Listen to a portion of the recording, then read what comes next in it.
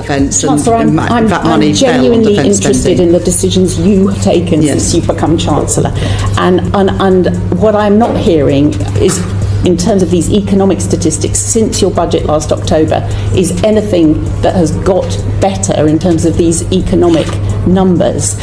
In fact, in your Treasury own document, in terms of measures, and you cited the planning reforms as being a helpful supply side that have helped the Office for Budget Responsibility increase the growth of the UK. It started like any other political chat on national television, until Danny Dyer decided he'd had enough of the spin. The cameras were rolling, the studio lights were blazing, and within seconds, Britain witnessed one of the most unexpected political showdowns in recent memory. Dyer, known for his fiery attitude and sharp tongue, wasn't there to play nice. Across the table sat Labour leader Keir Starmer and Shadow Chancellor Rachel Reeves, ready to promote their latest campaign message. But what they didn't expect was that Dyer had come loaded, not with talking points. And Chancellor, you've made it clear already in today's evidence how much you value the work of the Office for Budget Responsibility, the IMF and the independent economists who helped sort of frame the UK guardrails effectively.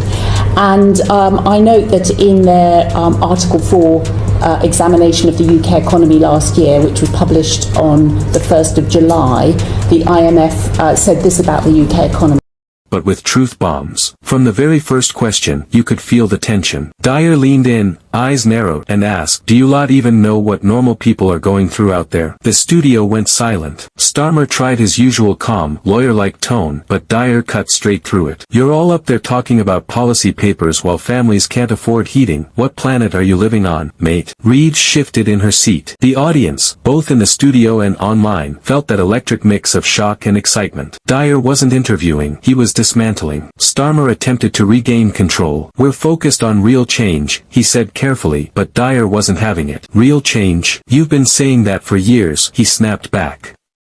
"But every time you lot get close to power, it's like you forget where you came from." The look on Starmer's face said it all. He wasn't used to being challenged like this, especially not by someone outside the political class. Reeves tried to jump in, mentioning Labour's economic plan, but Dyer fired again. "Your plan doesn't feed people, love. It's just words on paper." The crowd murmured, half disbelief, half admiration. For once, a celebrity wasn't cozying up to politicians, he was confronting them head-on. And what made it even more powerful was Dyer's authenticity. He wasn't quoting statistics. He was talking about his mates, his neighborhood, real lives. "You talk about inflation like it's just a number," he said, "but that number is the reason people are skipping meals." The words hit harder than any political slogan. Then came the turning point, the moment that sent the internet into meltdown. Dyer asked Starmer one question that left him completely frozen. "Tell me one thing you've done, personally, that's made life better for working-class people." The pause that followed was deafening. Starmer hesitated, looked down, and searched for an answer. Reeves tried to fill the silence, but Dyer raised his hand. No,